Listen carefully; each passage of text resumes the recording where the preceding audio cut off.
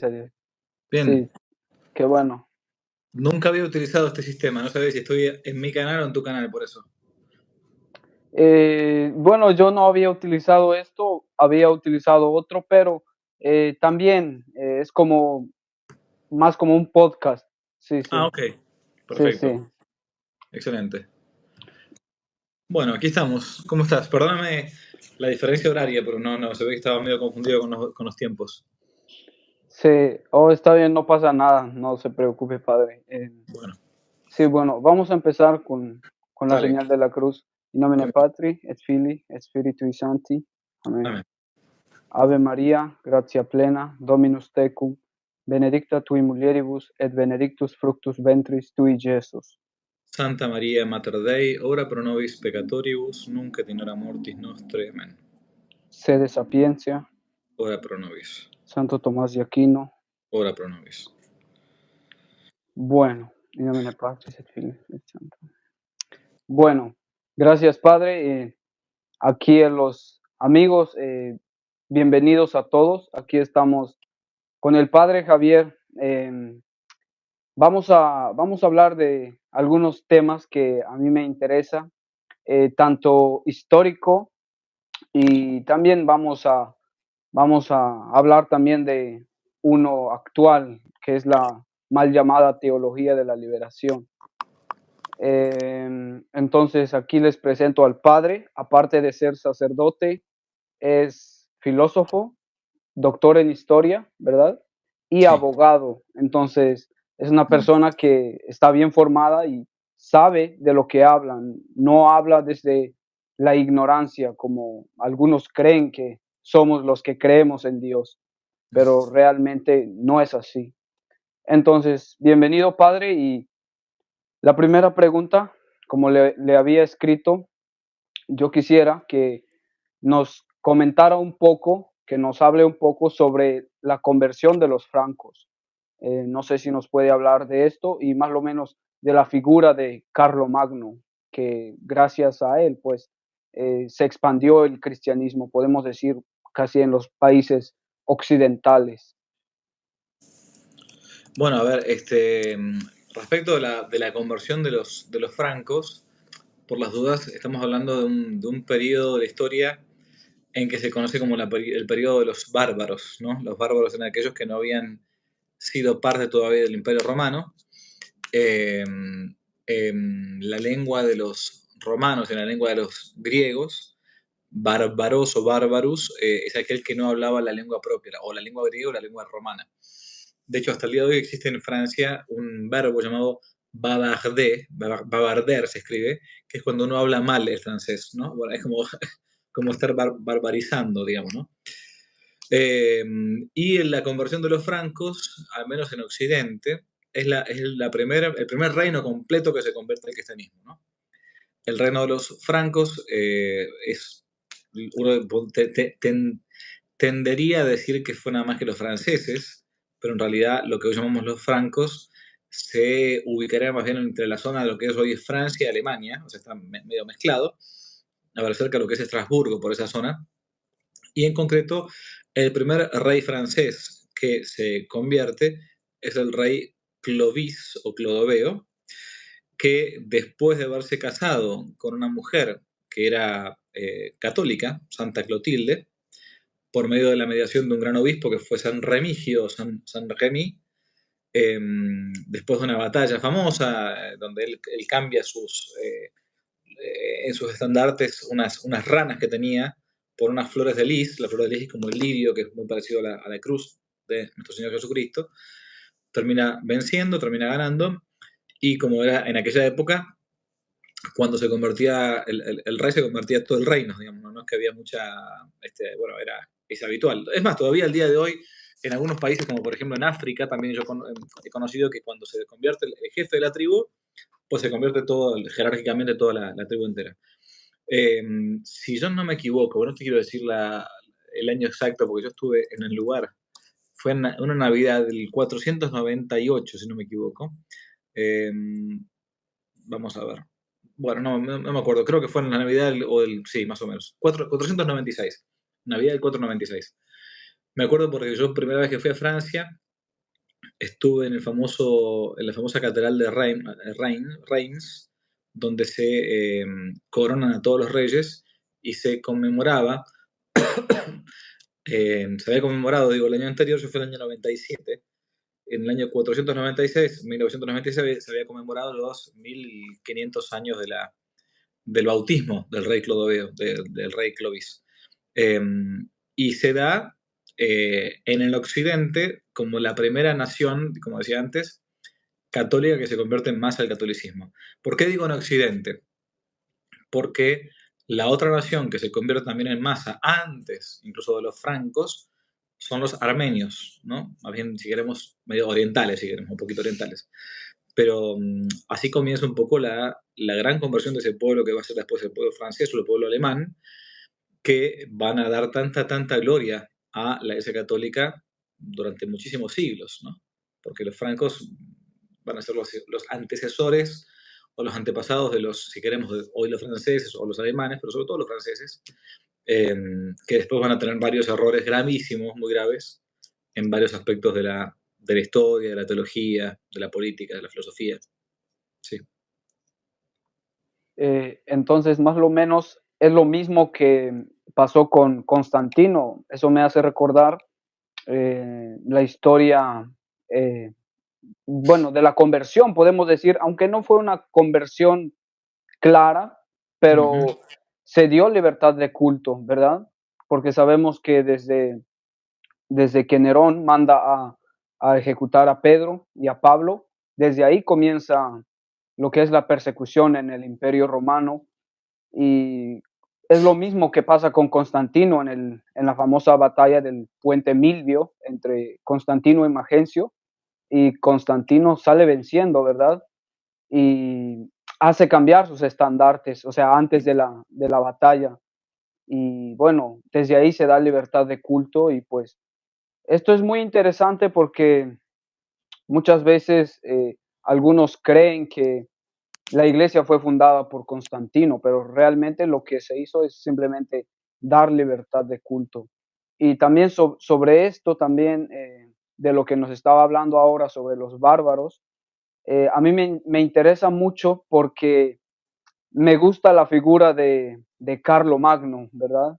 Que al final, bueno, fue uno también de los emperadores, podemos decir, del imperio de los francos. Sí, y bueno, la segunda pregunta es, ¿qué es esto de la teología de la liberación? ¿Cómo podemos entender esto? Porque hoy en día, lastimosamente, yo he escuchado e incluso estaba viendo un video hace poco de una chica que da clases en un seminario, pero supuestamente ella dice que la mal llamada teología de la liberación eh, lo aceptó el Concilio Vaticano II. Entonces esta persona defiende esta supuesta teología, lo defiende en el sentido de que sí, es bueno, es algo que debemos llevarlo a cabo. No sé si nos puede hablar de esto. ¿Qué es esta supuesta teología? Bueno, a ver, déjame que te quiero citar un documento para no equivocarme con las fechas, porque hoy, este, eh, a ver, para explicar así brevemente, eh, la teología de la liberación es llamada, para ser más precisos, le llaman teología latinoamericana de la liberación, y sobre todo se ha puesto muy de moda en la década de los 60, 70 del siglo pasado, obviamente, ¿no? ¿Por qué se llama teología latinoamericana de la liberación y qué es? Bueno, podría empezar diciendo qué es lo que no es. No es teología porque no busca la unión del hombre con Dios ni estudiar a Dios. No es latinoamericana porque no nació en Latinoamérica, nació en Bélgica, Alemania, Francia, en esos países, Holanda. Y no es de la liberación porque no libera, sino que termina esclavizando al hombre. Ha sido un intento en el pasado de teólogos de izquierda de conciliar el comunismo barra marxismo barra socialismo, el nombre que le quieran colocar, con el catolicismo. Y por eso comenzaron diciendo que Jesucristo es una especie de gran revolucionario, el primer revolucionario de la historia, si queremos, que buscaba la liberación de los pobres respecto de los ricos, de los imperios, del César, de Poncio Pilato, etc., ¿no? Y llevó a muchísima gente, lamentablemente, a una visión sesgada o distorsionada del catolicismo, especialmente en los países latinoamericanos, digo, nuestros países. ¿Por qué? Porque no aprendió mucho esto en Europa. No, la verdad que no. Al haber cierta abundancia de bienes económicos y materiales y todo, bueno, como canal no importaba demasiado este tema, ¿no? Y no sé quién fue la trasnochada que dijo eso de que el Vaticano II lo había prometido, y qué sé yo, porque en primer lugar porque no estaba tan en boga todavía en esa época, en la época del concilio, de principios de los 60. Y en segundo lugar, porque en el año 1984, siendo Papa por entonces Juan Pablo II, y siendo el prefecto para la Congregación para la Doctrina de la Fe, ni más ni menos que Joseph Ratzinger, el cardenal Ratzinger, después de Benedicto XVI, sacaron un documento llamado Acerca de la Teología de la Liberación, donde condenan los errores de la Teología de la Liberación. No solamente que condenan algunos de sus errores, sino que fueron condenados algunos de estos teólogos de la liberación, ¿no? Entonces, bueno, después esa teología de la liberación, como tuvo eh, malísimo asidero en la realidad, o sea, se puso en la realidad, lamentablemente prendió en varios grupos de sacerdotes, llamados los grupos de sacerdotes para el tercer mundo, y eso con el tiempo fue mutando, y hoy algunos le llaman también, más que teología de la liberación, se ha cambiado, así como se ha travestido, si queremos, en lo que algunos conocen como la teología del pueblo, ¿no? El pueblo, según su propia cultura, va analizando y va liberándose de los esquemas o de los estereotipos, y va supuestamente, dicen estos personajes, mostrando un rostro de Dios en la historia, como el absoluto de Hegel se va mostrando a lo largo del tiempo en distintas culturas o pueblos o naciones. Pero eso es un poco la teología latinoamericana de la liberación. Es una especie de engendro en el cual se quiso meter el catolicismo y el marxismo juntos, cosas que son inconciliables, como el agua y el aceite. Sí, en pocas palabras, es el marxismo, como podemos decir, como cristianizado, supuestamente. Sí, sí. Eh, Es intentar sí, tirarle un poco de agua bendita al marxismo. sí, sí. Esto es interesante, padre, porque así como usted dice, no nació en Latinoamérica, nació en los Países Bajos. Esto me hace recordar lo que un ex agente de la KGB, Yuri Bezmenov, no sé si más o menos No, se ha enterado de esto. En el 1984, Yuri Bezmenov, un ex agente de la KGB, el hombre actualmente vive en Canadá. Él revela lo que la KGB, la URSS, en eso entonces, pensaba hacer. Él en esa entrevista, esto lo pueden buscar en YouTube, entrevista a Yuri Bezmenov, ex agente de la KGB, donde él revela que solo el 15% del dinero y la mano de obra se gasta en inteligencia, o sea, en las investigaciones y todo eso, lo que hacía la KGB, y el 85% del dinero y de todo lo que ellos utilizan, lo utilizan para expandir el comunismo, ¿verdad? Y esto me hace recordar lo que, bueno, he leído sus libros y usted le había hecho una entrevista al obispo Monseñor Schneider y al final del libro, Luterándonos, viene esta entrevista y yo estuve leyendo donde él explica lo que dijo la Virgen de Fátima, ¿verdad? Sobre el comunismo. Y es muy interesante porque hoy en día lo estamos viendo. Entonces la KGB, lo que reveló este hombre, un exagente de la KGB, es que está operando en los países occidentales hoy en día. Y pues creo que es muy evidente porque lo vemos con esta dialéctica hoy en día, No sé si nos puede explicar más o menos qué es una dialéctica o cómo comenzó esta dialéctica que hoy en día estamos viviendo ya en lo mismo Sí. como comenzó. Bueno, la dialéctica es el motor, o sea, es lo que hace avanzar la historia según el pensamiento marxista. La dialéctica marxista se basa, en primer lugar, en el pensamiento filosófico de un pensador alemán que es primero Fichte se escribe, y después Hegel, ¿no?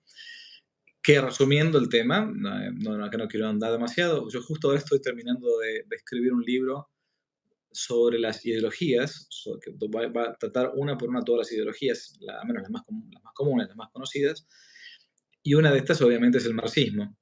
Y la dialéctica entonces es esta contraposición de contrarios que según el pensamiento marxista hace avanzar la historia siempre de peor a mejor. O sea, siempre todo lo que para un marxista, o sea, el planteo de un marxista que es materialista es todo lo que venga después va a ser mejor de lo que estaba antes, ¿no? Ese es el planteo, es el dogma o ese sistema cerrado de pensamiento independiente de la realidad experimental, que eso es la definición de toda ideología. Y la dialéctica es esto, intentar buscar contradicciones que ocurran en la sociedad de modo natural, o cuando no hay contradicciones, crearlas. Entonces, por ejemplo, en tiempo de Marx y Engels, que era su compañero, digamos, de aventuras, la dialéctica que ellos veían que podía hacer avanzar la sociedad era esta dialéctica entre los oprimidos y los opresores, entre los pobres y los ricos, entre los que trabajaban, los obreros que trabajaban en una fábrica o en una obra o lo que fuere, y los que tenían el capital, el dinero para poder colocar esa empresa. Entonces ellos planteaban, si nosotros hacemos chocar estas dos realidades, vamos a hacer que poco a poco se vaya logrando una dictadura del proletariado, la dictadura de los trabajadores, digamos, ¿no? Bueno, todo un disparate porque sabemos que cómo termina el marxismo. Los que terminan siendo los dictadores ni siquiera son los proletarios, son los Fidel Castro, los Maduro, los Chávez de este mundo, lamentablemente, ¿no? Bueno, pero la dialéctica un poco es eso, es el motor que para la ideología marxista hace avanzar la historia. Y que pudo haber sido en aquella época de Marx y Engels este tema de los trabajadores y los burgueses, si queremos, y después con el tiempo puede ser el enfrentamiento entre profesores y alumnos, como fue el Mayo francés, del Mayo del 68 en Francia, o ahora el enfrentamiento que quieren meter entre el varón y la mujer, ¿no? Con todo este tema de las corrientes feministas o de ideología de género. Bueno, es un poco eso la dialéctica, es ese motor que moviliza la historia para ellos.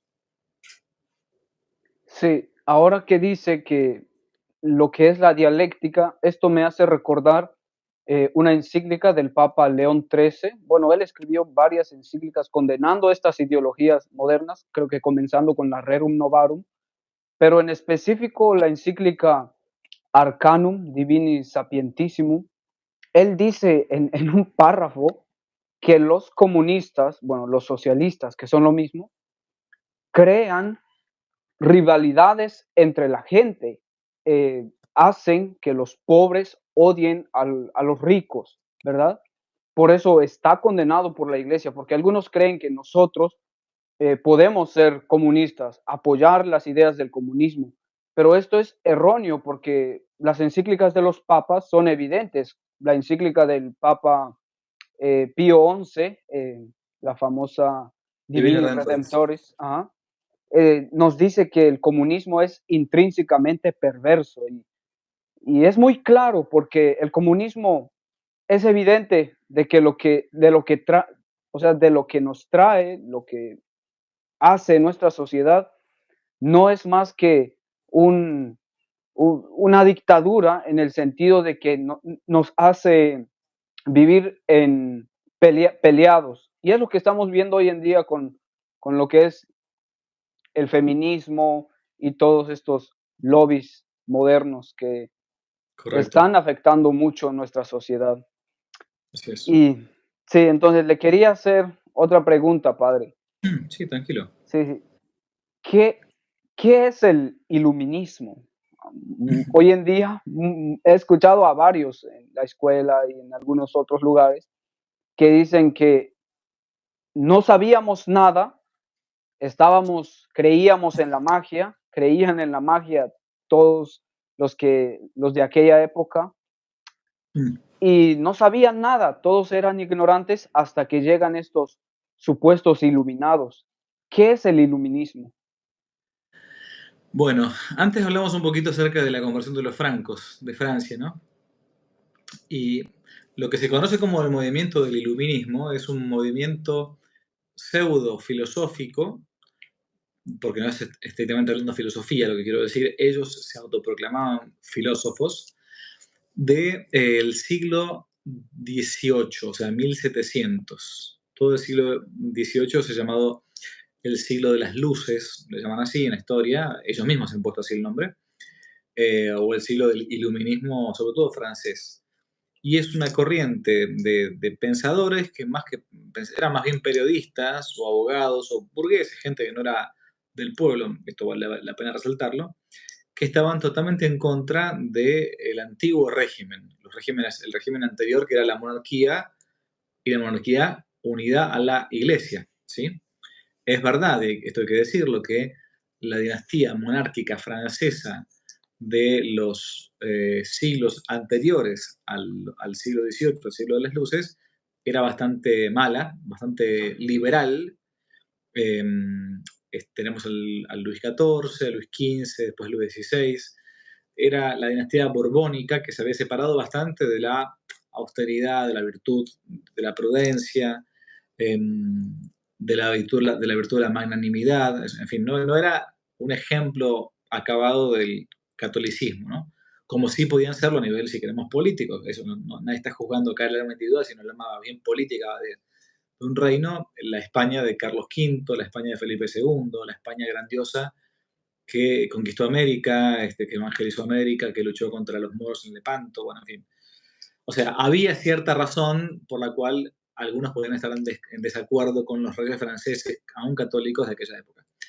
Lo cierto es que el iluminismo va a intentar a lo largo de todo el siglo XVIII minar las bases, sea política o sea religiosas, del reino principalmente de Francia. También se da esto en Alemania, pero principalmente el iluminismo es un fenómeno que nace más bien en Francia. Tenemos muchos pensadores ¿y por qué iluminismo y por qué siglo de las luces?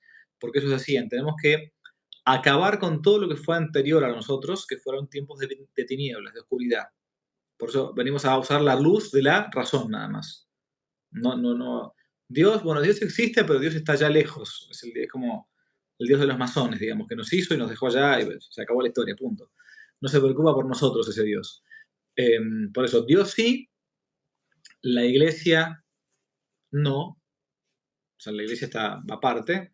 Cristo, bueno, depende. Un buen personaje puede ser. Bien.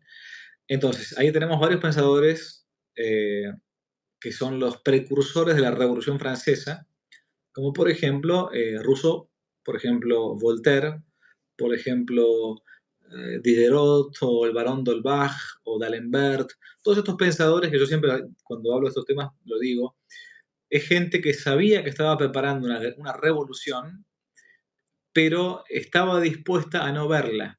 De hecho, ninguno de estos pensadores que yo recién nombré van a llegar a ver físicamente la Revolución Francesa, pero sí estaban muy conscientes de que estaban preparando algo grande que se va a dar recién a fin del siglo XVIII, que es 1789, esa sangrienta revolución francesa que se llevó miles y miles y miles de almas por una persecución durísima que se llevó a cabo allá en Francia contra el rey y contra la Iglesia Católica.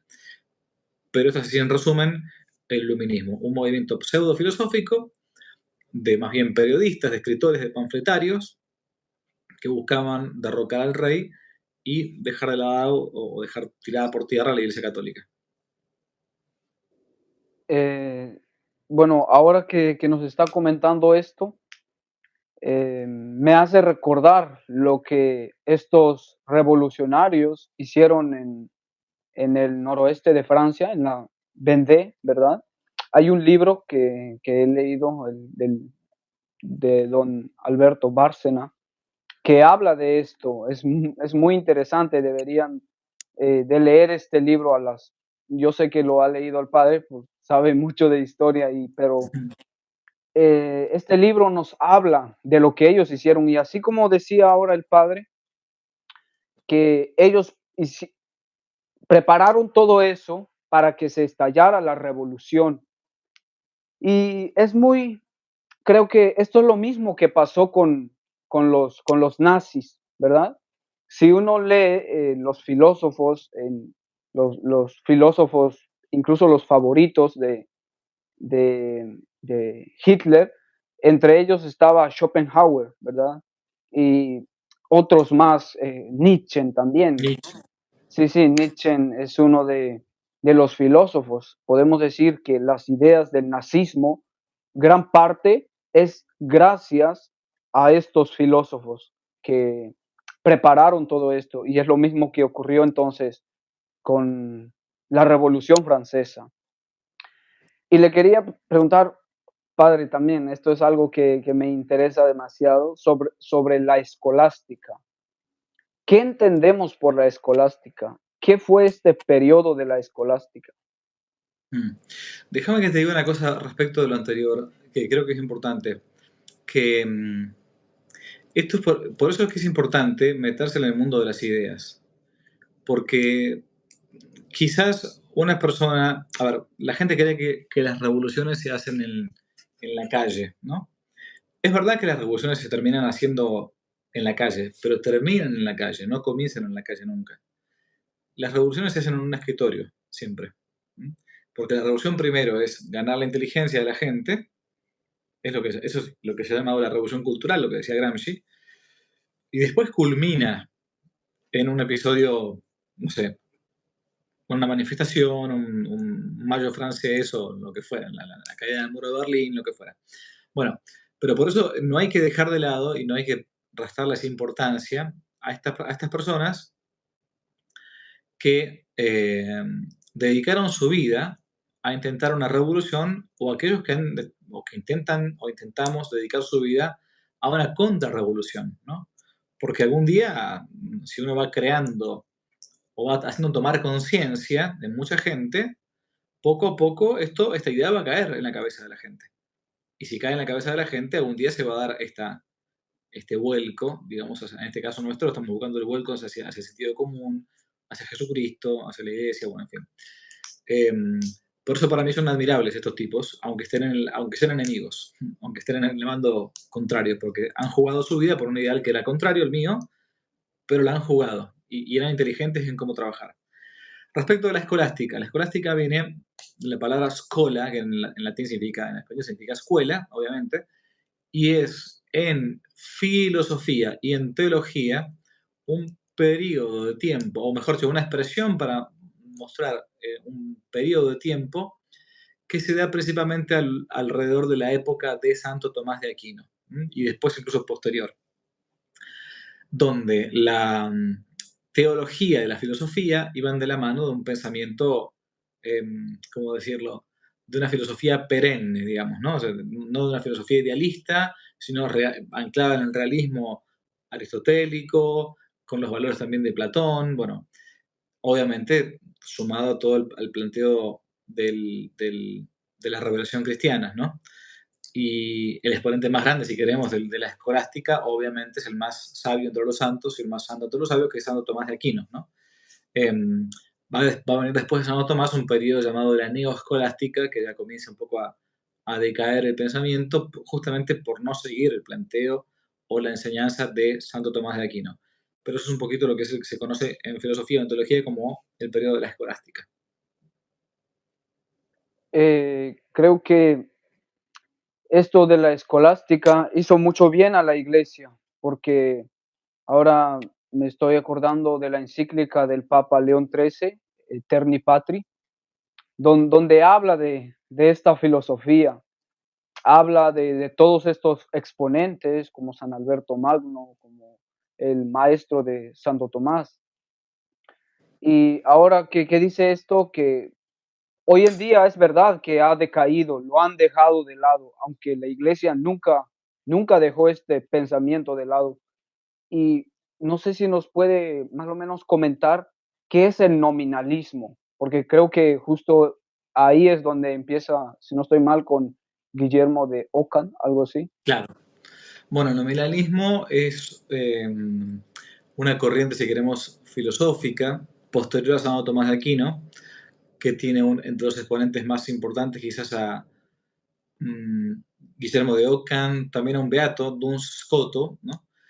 Que plantean es una corriente escéptica desde el punto de vista intelectual, o sea que ellos dicen que el hombre no puede conocer por completo la esencia de las cosas, ¿no? Y por lo tanto, como no puede llegar a conocer la esencia de las cosas, termina casi como por una conveniencia, o sea, no porque me convenga, sino por una cuestión de convención entre todos, nombrando a las cosas, ¿no? Eh, según un acuerdo común, digamos, ¿no? Le decimos en inglés table a la mesa, mesa en español, chair en inglés o silla, bueno, son convenciones simplemente. ¿Por qué? Porque nada, nos ponemos de acuerdo en los nombres. Por eso nominalismo, nomen en latín significa nombre, ¿no? Bien, es una corriente que en el ámbito filosófico es bastante débil, pero que hizo mucha escuela al punto tal que ni más ni menos que Lutero va a seguir esa corriente nominalista, va a plantear que el intelecto humano está tan pero tan corrompido por el pecado original que no es capaz de conocer las cosas. Por lo tanto, van a tener que fiarse nada más que en la sola fides, solamente en la fe. Al punto tal que Aristóteles perdón, que Lutero le va a terminar a hacer decir que la inteligencia es la prostituta del diablo, que no hay que usarla para las cosas de la fe, en absoluto, para nada. Y que Santo Tomás y Aristóteles son los más grandes farsantes que tiene toda la humanidad. Eso lo va a decir Lutero, ¿no? Bueno, pero eso es un poco el nominalismo y las consecuencias a las cuales puede llevar a un escepticismo por el conocimiento de la realidad. Sí, porque esto es así como dice ahora con Martín Lutero, de que decía que la razón es la prostituta del diablo, ¿verdad? Sí. Es por eso que ellos, es verdad que muchos de los evangélicos, los protestantes, sí, protestantes, son herejes, pues es lo que es, no quieren razonar. ¿Por qué? Porque cuando nosotros como católicos sabemos que la fe y la razón van de la mano. Entonces, cuando nos ponemos a razonar, muchas de las veces ellos no quieren, porque ahí se dan cuenta de la verdad, Mm. ¿verdad? Porque eso es el intelecto descansa en la verdad, así tal como usted también lo ha dicho siempre, que descansa, ¿verdad? En la verdad. Y yo tengo una pregunta, creo que vale la pena hacerlo. Porque hoy en día es muy común que las personas creen que nosotros no debemos meternos o criticar la política, como decía el cardenal Müller en una entrevista con Tuckerson. Este, él habla de que nosotros debemos criticar a la política, a los políticos cuando no están haciendo el bien. Pero yo aquí quisiera que nos hablara para que vean que lo dice un sacerdote, porque muchos católicos lamentablemente no se forman y entonces desconocen muchas cosas. Entonces yo le quiero preguntar sobre lo que es la doctrina social. ¿Qué es la doctrina social de la iglesia? ¿O qué entendemos por doctrina social de la iglesia? Bueno, es una buena pregunta porque nadie entiende nada hoy en día. O sea, nadie sabe qué es eso, digamos, ¿no? A ver, la doctrina social de la iglesia es una expresión nueva para empezar. Antiguamente se hablaba acerca de la doctrina política de la iglesia, o sea, peor todavía, era mucho más fuerte la expresión. De hecho, no, yo me acuerdo de tener, ahora acá no lo tengo, pero tuve en un momento un libro de la editorial BAC, Biblioteca de Autores Cristianos Española, que se llamaban así, documentos políticos de la iglesia. Entonces, todas las encíclicas o documentos de la iglesia jerárquica acerca de la política, las ideologías, la economía, bueno, en fin. Entonces, ¿qué sería la doctrina social de la iglesia? Bueno, podemos decir que es una parte de la teología moral aplicada al ámbito social, al ámbito político, digamos, ¿no? Entonces, es si queremos, la parte de la teología moral que se dedica a analizar los principios, o mejor dicho, a analizar a la luz de los principios la realidad política y social de un momento determinado. Entonces, por ejemplo, la doctrina social de la Iglesia puede guiar a partir de sus principios a cómo debe ser una política económica de un país, ¿no? Entonces puede decir, miren, no se puede explotar al trabajador, hay que darle una serie de horas para que trabaje, sí, cierto, pero también para que descanse. Y lo mismo sucede con la gente que es menor de edad, digamos, ¿no? Y a su vez también una doctrina social de la Iglesia puede hablar acerca de las ideologías, de cuáles son compatibles o no con la Iglesia Católica. Antes dijimos la Divina Redentoris del Papa Pío XI, analiza con total lujo de detalles qué es el comunismo y por qué es intrínsecamente perverso y por qué no es lícito a un católico adherirse a ese partido o a esas ideologías. Lo mismo con el liberalismo, ¿no? El liberalismo tiene grados, lo sabemos, pero también está condenado. En la encíclica Libertas, para empezar, bueno, una de tantas. Entonces, ¿qué? No se puede hablar de la libertad como un valor supremo. ¿Libertad para qué? Para algo, para hacer qué cosa. Bueno, no es un fin en sí mismo, ¿no? Bien, entonces, de eso se dedica un poco la doctrina de la Iglesia, esa parte de la teología moral que se dedica a analizar a la luz de esos principios morales católicos la realidad de una sociedad. Sí, esto es muy importante e interesante. Importante porque hoy en día es verdad que en varios países, especialmente aquí en los Estados Unidos, en noviembre, va a haber votaciones. Y hoy en día estamos viviendo una política aquí en los Estados Unidos que da pena, vergüenza de este supuesto católico Biden, que Sí, claro. está más perdido que no sé qué, pero sobre el liberalismo, ¿podría definir cómo el Papa León XIII, en esta encíclica que citó ahora, Libertas, cómo él define la libertad? No tengo acá de memoria la definición, no te la Ujú. puedo decir, lamentablemente. O no, pero más o menos, entonces, ¿qué entendemos por libertad? Bueno, Porque la libertad es el ejercicio de la voluntad, ¿no? En búsqueda del bien, ¿m? Del bien real, verdadero, no aparente. Por eso, ¿qué es la libertad? Es la voluntad actuando siempre en vistas del bien, del verdadero bien. Por lo tanto, cuando uno no busca el bien verdadero, no es libre, sino que más bien se vuelve, como dice San Pablo, se vuelve esclavo o de uno mismo, o de sus placeres, o de las cosas, o de las criaturas, ¿no? Entonces, libertad es elegir siempre el bien. Es la capacidad, decíamos cuando éramos chicos, cuando nos enseñaban catecismo, la capacidad de hacer el bien, no de hacer cualquier cosa, ¿no? Ah, yo soy libre, libre para... No, libre para... Eso, uno se confunde a veces libertad con libertinaje, ¿no? Bueno, entonces es el ejercicio de la voluntad en búsqueda del bien. Y si no, no sos libre, o mejor dicho, no estás usando bien tu libertad. ¿Fuiste libre para elegir? Sí, elegiste entre un bien y un mal, pero elegiste el mal. Por lo tanto, te esclavizaste. Porque quien elige el mal no se hace libre, se hace esclavo del mal o del pecado. esto me hace recordar al filósofo estoico Marco Aurelio. Él en sus meditaciones habla de esa libertad también. Él dice que no eres libre si tú no eres dueño de ti mismo. Claro, Esto es tal como lo dijo ahora, pero él lo explica ya un poco más corto, claro. Él dice que no eres libre si no eres dueño de ti mismo. Si tus placeres te dominan, es porque no eres libre realmente. Y ya para finalizar, padre, no le voy a quitar tanto tiempo. Yo le quería preguntar porque es muy común, como le digo, lastimosamente como católicos, no sé qué es lo que tenemos, si es pereza o simplemente no nos interesa lo que supuestamente amamos, que es nuestra fe.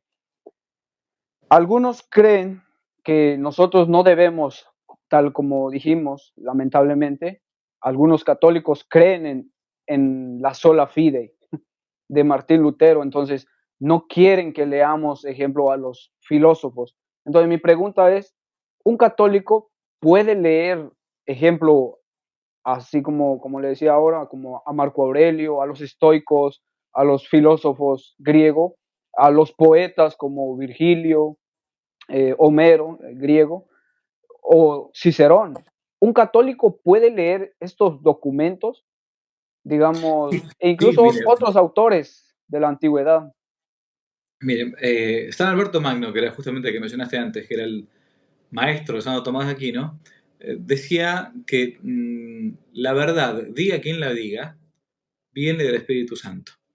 Entonces, la postura católica siempre, siempre, siempre ha sido analizar todas las cosas, como San Pablo dice, analizar todo y quedados con lo bueno, ¿no? Por algo, Santo Tomás, ¿cómo lo llama Aristóteles? Que es pagano, pagano siglo IV antes de Cristo, ¿no?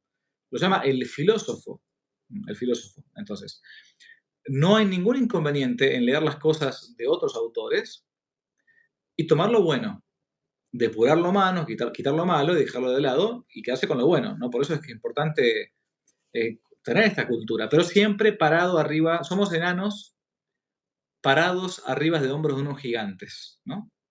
¿Vemos más lejos? Sí, pero porque estamos parados arriba de sus hombros. Entonces, como hay muy poco tiempo en la vida, realmente hay muy poco tiempo, no hay que perder el tiempo con tonteras, con idioteces. Hay que ir a leer los clásicos, ¿no? Los clásicos griegos, los clásicos romanos, y siempre, si podemos, a la luz de estos grandes pensadores que han sido después los grandes teólogos. Yo recomiendo siempre San Agustín y San Tomás de Aquino, son los dos más grandes teólogos que hemos tenido en toda la historia de la Iglesia. Entonces, realmente el tiempo pasa volando y uno se muere mañana, ¿eh?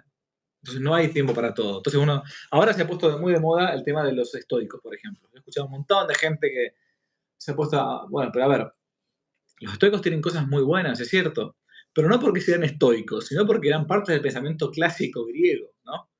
Si uno se va a leer a Aristóteles, se va a encontrar con toda la filosofía, digamos, buena de los estoicos. O si uno se va a leer a Cicerón, por ejemplo, se va a encontrar con un montón de cosas buenas, pero también con algunas cosas que hay que depurar.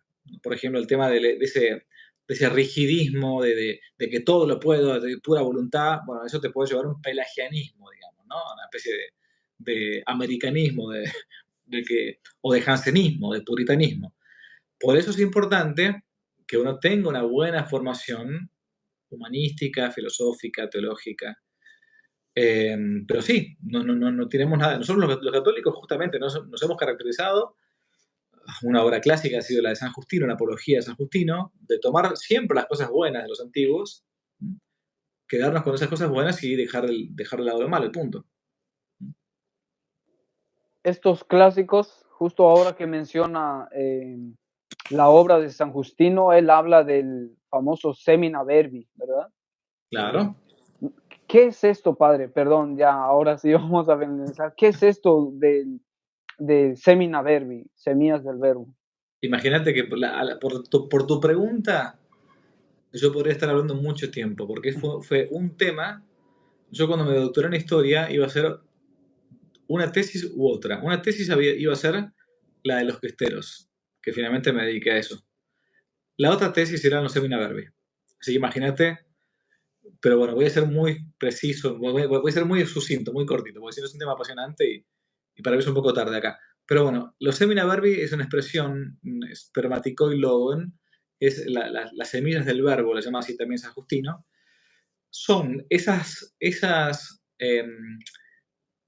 ese modo de revelarse de Dios, especialmente al mundo greco-latino, greco-romano, que así como al mundo judío se le reveló como un torrente, como una catarata, un chorro, todo completo el mundo judío, por la revelación de las escrituras, por los profetas, en fin, por los reyes, al mundo greco romano, sobre todo, se le fue revelando de a poquito, como con semillas del verbo, con pequeñas semillitas, para que el día de mañana, cuando los apóstoles fuesen a predicar a esas civilizaciones, pudiese rápidamente prender la semilla del Evangelio, ¿no? ¿Qué son entonces? Esos mitos, por ejemplo, que los griegos, por medio de los cuales los griegos iban enseñando la moral, los principios, la teología, que hacían que después, con el tiempo pudiesen aceptar rápidamente la revelación. Por ejemplo, pongo un ejemplo tonto, sencillo. La caja de Pandora es la explicación sencilla para mostrar lo que fue el pecado original, de cómo a partir de una desobediencia, de una mujer, por cierto, Pandora, Pandoron significa todos los regalos, todos los dones, los hombres perdieron la amistad con los dioses y descendieron de la edad de oro a la edad de plata, después a la edad de bronce y después a la edad de hierro, donde habitualmente nos toca vivir siempre a nosotros. Y entonces todo el trabajo de un griego, de un romano, es intentar volver de vuelta a esa amistad con los dioses, a esa edad de oro, ¿no? Bueno, eso es lo que habla, por ejemplo, Virgilio en la cuarta égloga, aquella que dice que ya llega el reino de Saturno, la Virgen va a concebir, dar a luz, bueno, en fin, y dar un nuevo orden de los siglos. La famosa cuarta égloga de Virgilio. Virgilio no es católico, pero profetiza prácticamente la venida de un hijo de los cielos, nacido de una virgen que va a restablecer el cosmos completo. Ese es Jesucristo.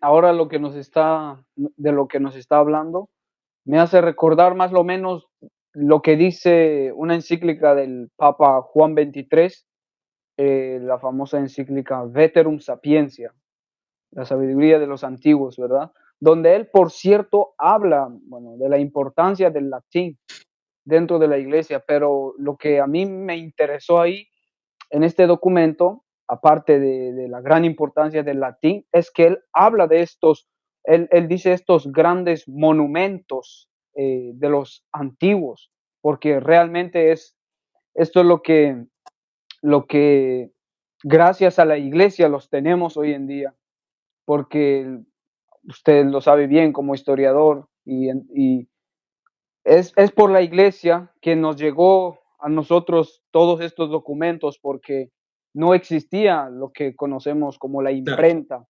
Los monjes católicos, eso sí que dedicaban su vida completo copiando los papiros, todo eso, y hoy en día los tenemos y gracias a la iglesia. Y el latín, padre, ¿por qué es importante aprender un poco latín? Bueno, la última, Oscar, porque me están esperando Sí, acá. sí, sí. Es importante aprender latín. Si ustedes pueden, lean el documento de Juan 23 que recién citó él. Veterum Sapientia significa la sabiduría de los antiguos, porque ahí compendia todo, no solamente lo que estamos hablando de respecto de los semina verbi, los autores antiguos, sino sobre todo la lengua latina. Ujú. La importancia del latín, que es la lengua universal, la lengua que usa la iglesia a nivel de documentos oficiales, es porque, en primer lugar, porque es una lengua que quedó fija en el tiempo, no se puede, no va cambiando, ya está, quedó así, es como las matemáticas, 1 más 1, 2, no cambia, ¿no? Nuestras lenguas vernáculas, nuestras lenguas romances van cambiando con el tiempo porque, bueno, el uso de la lengua va haciendo que hoy se diga una palabra, mañana se diga otra, mañana se acorte, mañana se alargue esto. Bueno, el latín, al ser una lengua que ya no se utiliza de modo habitual para conversar, quedó fija. Y a partir de la lengua latina se han fijado muchos conceptos. Hoy tenemos, por ejemplo, palabras que antes no existían, pero que provienen del latín. Por ejemplo, transubstanciación. Se usa algo para algo muy específico. Ujú. Para el cambio de sustancia del pan al cuerpo de Cristo o del vino a la sangre de Cristo. No sé, supósito, supuesto, persona. Hay un montón de palabras, hipóstasis, un montón de palabras que son teológicas, que se han acuñado y han quedado fijas a raíz de la teología católica, gracias a la lengua latina. A su vez, después también es la lengua que permite que, como la iglesia es una iglesia católica, o sea, es universal, tengamos una lengua universal para todos los países. Ujú. Entonces, la lengua latina permite que si yo voy a China y no soy chino y tengo que ir a misa el domingo y el cura chino que está allá celebra misa en latín, bueno, yo me sienta parte de la iglesia. No es que, bueno, yo como no soy chino, entonces por eso se utiliza esa lengua porque es precisa, es firme, es constante a lo largo de los siglos, nos comunica y nos conecta con todos los santos que en la antigüedad usaban también esa lengua, al menos para la liturgia en la iglesia romana, en Occidente, quiero decir, ¿no? En la iglesia de rito latino. Bueno, el latín es una lengua a su vez muy precisa, es muy concreta, como en los romanos, muy, a su vez muy fácil, aunque no parezca, Pues, lo usa nada más que a nivel pasivo para a veces responder cosas en latín, pero no es una lengua difícil, para nada. Y bueno, es la lengua universal, por algo quedó incluso inscrito en la cruz de nuestro Señor Jesucristo, Jesus Nazarenus Rex Iudeorum. Jesús Nazareno, el rey de los judíos, en 3 lenguas, hebreo, latín y griego, pero la lengua latina es la lengua oficial de nuestra madre iglesia. Okay. Pues muchas gracias, Padre. De verdad le agradezco por su tiempo. Gracias gracias por tomarse el tiempo de darnos esto, compartirnos esto. De verdad, esto nos nutre demasiado porque como católicos tenemos que formarnos, tenemos que conocer nuestra fe, tenemos que conocer lo que amamos. Y bueno, si nos puede dar la bendición, Padre, y para finalizar ya. ¿Cómo no? En el nombre del Padre, y del Hijo y del Espíritu Santo. Amén. Dominus vobiscum et cum spiritu. Benedicat vos omnipotens Deus Pater, Filius y Spiritus Sanctus. Amén. Amén. Bueno, es un gusto grande. Si Dios quiere, nos veremos. Tengo que estar por allí, por Nueva York, predicando un retiro espiritual en el mes de agosto, si Dios quiere. Wow, qué bueno, Padre. Si Dios quiere. Gracias, Padre. Pues cuídese, Padre. Que Dios lo bendiga. Gracias, muchas gracias. Gracias a Dios. Okay, adiós.